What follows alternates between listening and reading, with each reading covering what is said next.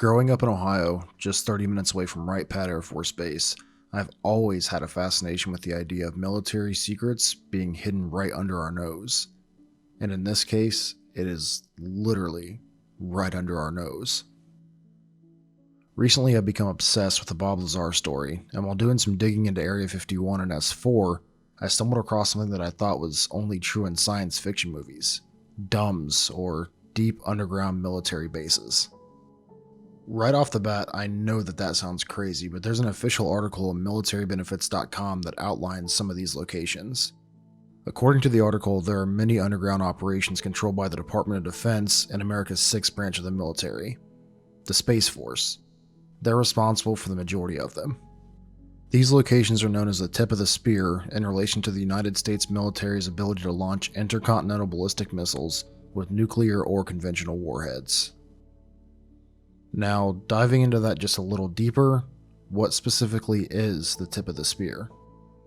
The tip of the spear is made up of mostly underground nuclear silos spread out all across the United States. Most are located in the northern tier states such as Montana, North Dakota, and South Dakota. Minot Air Force Base in North Dakota is one of these tip of the spear bases, with an entire network of underground missile sites that are staffed by officers who are responsible for both the actual and practice missile launches. These underground silos operate 24 hours a day, and unlike most bases, crews don't work just a regular 8-hour day and go home.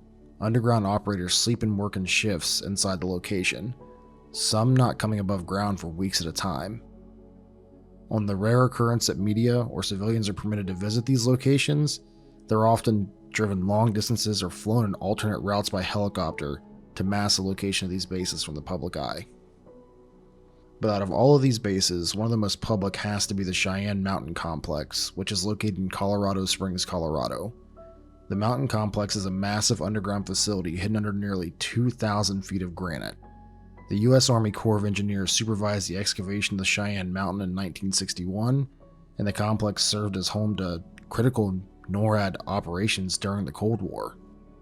The mountain complex was created to withstand a nuclear explosion as close as 1 mile away, and at the time it was considered to be the only U.S. facility fully capable of enduring the effects of an electromagnetic pulse. In 2002, the complex was redesignated and named the Cheyenne Mountain Air Force Station. This was at the beginning of the end of the Cold War era operations there, and by then, NORAD had evolved with the times, and in 2006 the mission moved out from the underground facility and was rehomed at Peterson Air Force Base in Colorado. The other famous underground base would be the Raven Rock Mountain Complex, or the RRMC, and was also sometimes referred as Site R.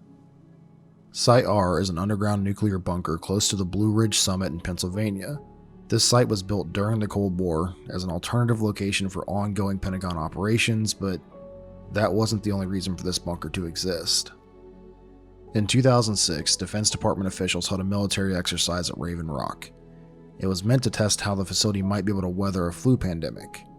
According to a Yahoo News report from March 17th of this year, the exercise operated in a scenario where the H5N1 bird flu epidemic began to affect operations in the United States.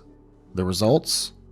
The DoD learned it was harder than they had anticipated to keep infections from spreading in such cramped quarters, and shortly after, DoD leaders began questioning the continued value of such operations. But not all underground facilities are ran by the military or even owned by the Department of Defense for that matter. One of these bases is an underground installation called the Mount Weather Emergency Operations Center, and officially it's been described as a Department of Homeland Security facility situated on 564 acres high in the Blue Ridge Mountains, approximately 64 miles west of Washington, D.C.